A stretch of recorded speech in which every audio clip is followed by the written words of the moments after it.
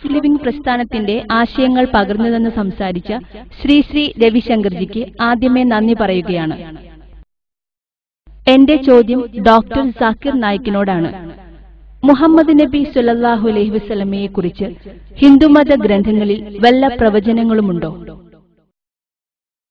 മുഹമ്മദ് നബി സല്ലല്ലാഹു അലൈഹി വസല്ലമയുടെ ആഗമനം ഹിന്ദുമത ഗ്രന്ഥങ്ങളിൽ പ്രവചിക്കപ്പെട്ടിട്ടുണ്ടോ എന്നാണ് സഹോദരി ഇവിടെ ചോദിച്ചിരിക്കുന്നത്. ഒരിക്കൽ കൂടി ഞാൻ ഈ പുസ്തകത്തിന്റെ സഹായം തേടുകയാണ്. തെറ്റിദ്ധരിക്കേണ്ടതില്ല, അബദ്ധങ്ങൾ ചൂണ്ടിക്കാണിക്കാനല്ല ഇത്തവണ ഞാൻ ശ്രമിക്കുന്നത്. പുസ്തകത്തിന്റെ 26-ാം പേജിൽ മുഹമ്മദ് നബിയെക്കുറിച്ചുള്ള പ്രവചനങ്ങൾ ഹൈന്ദവ ഗ്രന്ഥങ്ങളിൽ എന്നൊരു തലക്കെട്ട് തന്നെയുണ്ട്. ഭവിഷ്യപുരാണത്തിലെ 3-ാം പർവ്വത്തിലെ 3-ാം കാണ്ഡത്തിലെ 3-ാം അധ്യായത്തിലെ 5-6 ശ്ലോകങ്ങൾ റഫറൻസ് സഹിതം അദ്ദേഹം തെളിവായി ഉദ്ധരിച്ചിരിക്കുന്നു. ഈ ഉദ്ധരണി മാത്രമാണ് റഫറൻസ് സഹിതം പുസ്തകത്തിൽ ഇവ്വിഷയകമായി കൊടുത്തിട്ടുള്ളത്. അതാകട്ടെ തികച്ചും ആധികാരികവുമാണ്, പൂർണ്ണമായും ശരിയാണ്. അവിടെയുള്ള വിശദീകരണങ്ങൾ ഇതിൽ ഞാൻ അദ്ദേഹത്തോട് 100% യോജിക്കുന്നു. മുഹമ്മദ് നബിയെക്കുറിച്ച് വേദങ്ങളിൽ പ്രതിപാദിച്ചിട്ടുണ്ട്. മറ്റനേകം ശ്ലോകങ്ങളും അദ്ദേഹം തന്റെ പുസ്തകത്തിൽ എടുത്തു ചേർത്തിട്ടുണ്ട്. പക്ഷേ മുഹമ്മദ് നബി സല്ലല്ലാഹു അലൈഹി വസല്ലമയുടെ പ്രവചനങ്ങളെക്കുറിച്ച് പറയുന്ന ഉദ്ധരണി മാത്രമാണ് റഫറൻസ് സഹിതം പുസ്തകത്തിൽ ഇവ്വിഷയകമായി കൊടുത്തിട്ടുള്ളത്. രവിശങ്കർജി, താങ്കളെ ഞാൻ അഭിനന്ദിക്കുവാൻ ആഗ്രഹിക്കുകയാണ്. താങ്കളുടെ ആ ഉദ്ധരണി പൂർണ്ണമായും ശരിയാണ്. ഭവിഷ്യപുരാണത്തിലെ പ്രസ്തുത പ്രവചനം വിശദീകരിക്കുവാൻ ഞാൻ ആഗ്രഹിക്കുന്നു.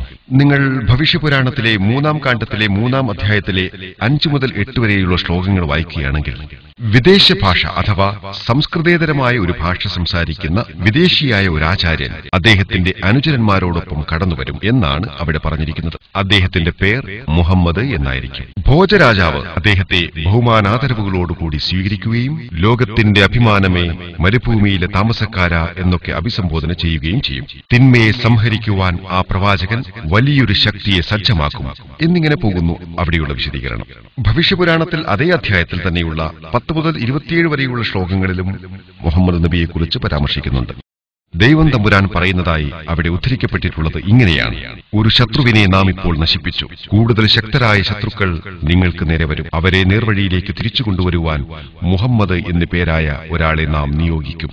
രാജാ, നീ പിശാചുക്കളുടെ ഭൂമിയിലേക്ക് പോകേണ്ടതില്ല.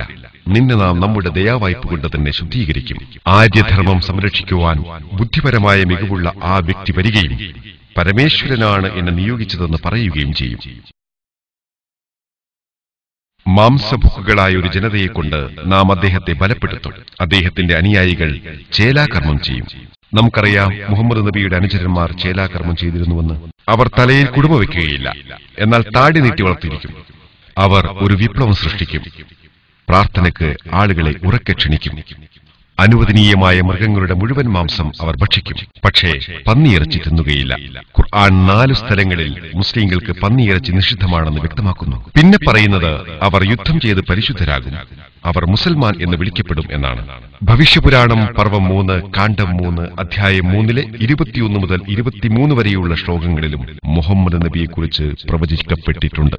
അഥർവവേദത്തിൽ പോലുമുണ്ട് അന്ത്യപ്രവാചകനെ സംബന്ധിച്ച പരാമർശങ്ങൾ. അഥർവവേദത്തിലെ 20-ാം കാണ്ഡത്തിലെ 127-ാം സൂക്തത്തിലെ ശ്ലോകങ്ങളിലാണ് മുഹമ്മദ് നബി കുന്തം എന്ന് പ്രവചിക്കപ്പെട്ടിരിക്കുന്നത്. അവിടെ പറഞ്ഞിരിക്കുന്നത് മുഴുവൻ വിശദീകരിക്കാൻ സമയം എന്നെ അനുവദിക്കുന്നില്ല. ആദ്യ വചനങ്ങളിൽ പറഞ്ഞിരിക്കുന്നത് അദ്ദേഹത്തിന്റെ പേര് നരശംസ എന്നായിരിക്കുമെന്നാണ്. കൗരമയുടെ രാജകുമാരൻ, ശാന്തി അടഞ്ഞവൻ, 16,090 ശത്രുക്കളിൽ നിന്ന് സംരക്ഷിക്കപ്പെടുന്നവനെന്നൊക്കെ അവിടെ തന്നെ പറഞ്ഞിട്ടുള്ളത് മുഹമ്മദ് നബി സല്ലല്ലാഹു അലൈഹി വസല്ലമയിലേക്ക് വിരൽ ചൂണ്ടുന്നു. അഥർവവേദത്തിൽ 20-21-6 അദ്ദേഹത്തെ സംബന്ധിച്ചിട്ടുള്ള പ്രവചനങ്ങൾ കാണാം. അഥർവവേദത്തിൽ ബുക്ക് നമ്പർ 20, ഹിം നമ്പർ 21, മന്ത്രം നമ്പർ 7 അദ്ദേഹം 20 പ്രധാനികളെ പരാജയപ്പെടുത്തുമെന്ന് വിശദീകരിക്കുന്നു. മക്കയിലെന്ന് 20 പ്രധാനികൾ ഉണ്ടായിരുന്നു. ഋഗ്വേദം ബുക്ക് നമ്പർ 201, ഹിം നമ്പർ 53, മന്ത്രം നമ്പർ 9-ലുമുണ്ട് അദ്ദേഹത്തെ സംബന്ധിച്ച പ്രവചനം. സാമവേദത്തിലെ 64-ാമത്തെ അഗ്നിമന്ത്രത്തിൽ അദ്ദേഹത്തിന്റെ മാതാവ് മുലയൂട്ടുകയില്ല എന്ന് വ്യക്തമാക്കിയിരിക്കുന്നു. മുഹമ്മദ് നബിയെ മുലയൂട്ടിയത് സ്വന്തം മാതാവായിരുന്നില്ല എന്ന് നമുക്കറിയാം. സാമവേദത്തിലെ ഉത്തർച്ചിക്കിലെ 1500-ാം വചനത്തിൽ മുഹമ്മദ് നബിയുടെ മറ്റൊരു പേരായ അഹമ്മദ്, സ്തുതിക്കുന്നവൻ എന്ന് തന്നെ വന്നിട്ടുണ്ട്. സാമവേദത്തിലെ ഇന്ദ്രഭാഗത്ത് 2-ാം അധ്യായത്തിലെ 162-ാം വചനത്തിലും, യജുർവേദം ബുക്ക് നമ്പർ 31 18-ലും, Atharvaveda book number 20 hymn number 126 14-ാം മന്ത്രത്തിലും, Rigveda book number 8 hymn number 6 10-ാം മന്ത്രത്തിലും ഒക്കെ ഇത്തരം സുവിശേഷങ്ങളുണ്ട്.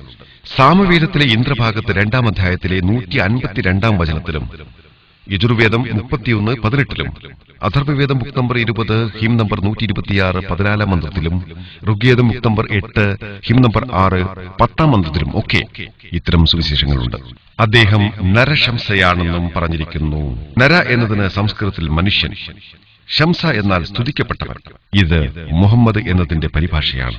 In Rigved book number 1 hymn number 13 verse number 3, in Rigved book number 1 hymn number 18 verse number 9, in Rigved book number 1 hymn number 106 verse number 4, in Rigved book number 1 hymn number 142 verse number 3, in Rigved book number 2 hymn number 3 verse number 2, in Rigved book number 5 hymn number 5 verse number 2, in Rigved book number 7 hymn number 2 verse number 2, in Yajurved chapter number 20 verse number 37, Yajurved chapter number 20 verse number 57, Yajurved chapter number 21 verse number 31, Yajurved chapter number 21 verse number 55, Yajurved chapter number 28 verse number 2, Yajurved chapter number 28 verse number 19, Yajurved chapter number 28 verse number 42. I can go on and go on.